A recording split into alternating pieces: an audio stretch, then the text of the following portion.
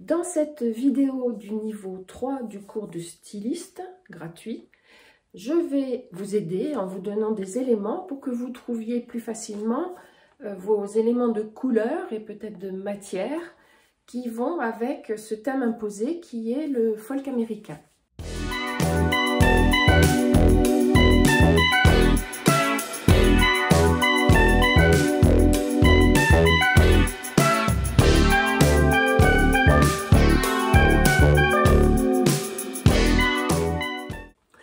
Bonjour, je suis Ania Camo de Ania Camo Atelier de mode. Nous allons maintenant commencer la recherche initiale sur le thème folk américain, qui fait donc partie du cours de stylisme niveau 3. Dans ce troisième niveau du cours de stylisme, le thème est imposé.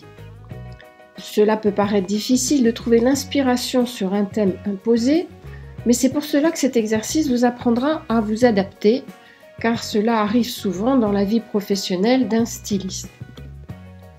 En effet, de nombreuses choses peuvent influencer le choix du thème d'une collection, comme un événement politique, exactement comme dans cette leçon, ou une demande de vos partenaires commerciaux, vos clients, ou de votre sponsor ou producteur, et beaucoup d'autres raisons encore, par exemple, votre maison de style a signé un partenariat avec un fournisseur de tissus et donc vous allez illustrer un peu ce partenariat. On peut tout imaginer, il y a beaucoup de raisons possibles.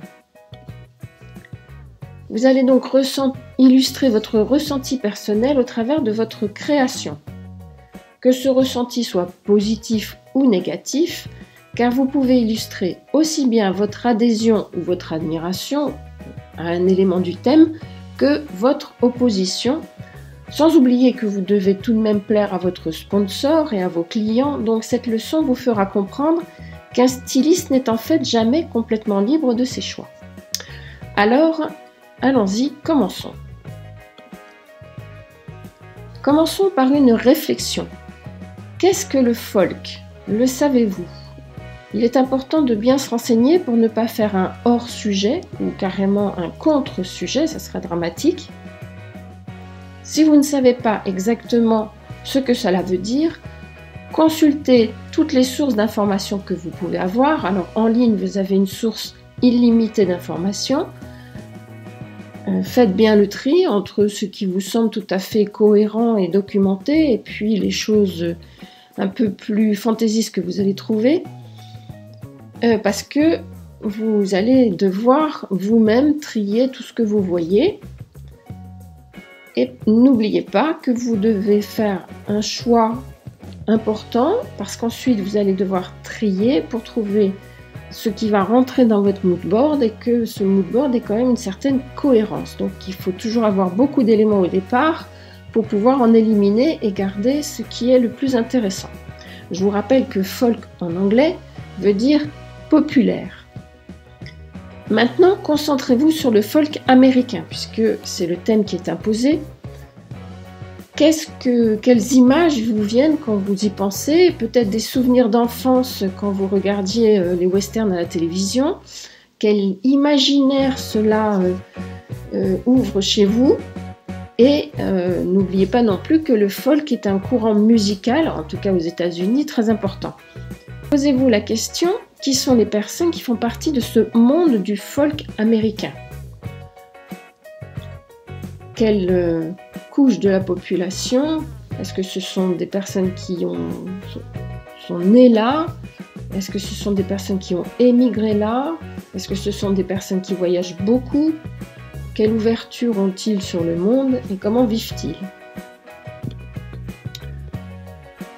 Ensuite, il faut toujours intégrer les événements actuels. Vous êtes un styliste, vous illustrez le monde d'aujourd'hui et de demain, vous ne faites pas du costume historique.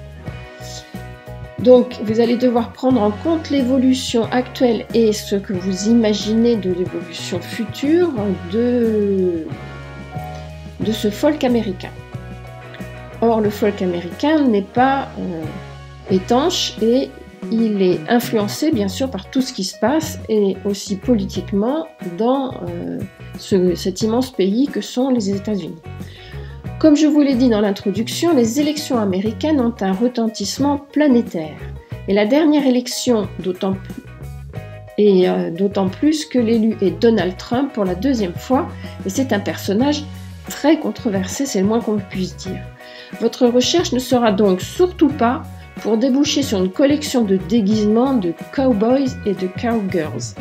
Là, il va falloir vraiment redigérer tout ce thème, tous ces éléments pour en tirer quelque chose qui illustre votre style à vous. Il va falloir trouver, intégrer dans votre collection les éléments qui illustrent aussi ce paradoxe. Un milliardaire comme Trump est à nouveau élu par les classes populaires des États du centre, c'est-à-dire l'Amérique invisible, perdue dans un immense territoire et très souvent méprisée par la haute classe des côtes Est et Ouest. Pendant que la partie perdante, donc les démocrates, qui devraient s'adresser plus aux classes ouvrières, en tout cas aux couches de la population moins riches, s'adressait aux urbains woke et donc plus aux privilégiés bien éduqués, bien nourris et bien soignés de la côte Est et de la côte Ouest. Maintenant, vous devez commencer à avoir une bonne idée sur quel sentiment ou quelle réaction vous désirez illustrer avec votre collection. Alors, j'ai mis quelques pistes au hasard, mais en fait, il y en a beaucoup d'autres. Vous allez en trouver énormément d'autres qui seront beaucoup plus les illustrations de votre sensation, de votre sentiment par rapport à ce thème. Donc, est-ce que ce serait la vengeance du cow-boy dans ces immensités désertes sur les villes? Aussi, quelle est votre vision du peuple américain de nos jours, bien sûr, pas à l'époque de la conquête de l'Ouest. La conquête de l'Ouest pourrait être un autre thème, mais là, ce n'est pas le cas. Le monde des cow-boys existe-t-il encore? Ou bien a-t-il déjà évolué? Dans ce cas-là, comment est-il? Comment le reste du monde voit le peuple américain? Et ça, c'est toujours extrêmement clivant entre ceux qui sont pour et ceux qui sont contre. Etc., etc. Donc, n'oubliez pas que vous devez illustrer votre réaction face à ce thème, c'est-à-dire la façon dont vous voulez l'illustrer en le retravaillant, en le découpant, en le modifiant à votre façon. On doit retrouver avant tout votre style à vous. Quelques mots pour conclure cette leçon. Vous devez donc faire un travail personnel de réflexion approfondie. Ça va prendre un certain temps, il ne s'agit pas de regarder des images pendant une heure ou deux. Ensuite, vous définissez ce que vous voulez illustrer dans ce thème. Et nous allons nous retrouver pour une prochaine leçon et pour faire le mood board. Je vous rappelle, n'oubliez pas de réunir un maximum d'éléments car ensuite vous devrez choisir ceux qui sont les plus intéressants. Ne vous contentez pas de 3 ou 4 photos, trouvez le lien entre tous ces éléments et le mood board commencera à sortir de lui-même.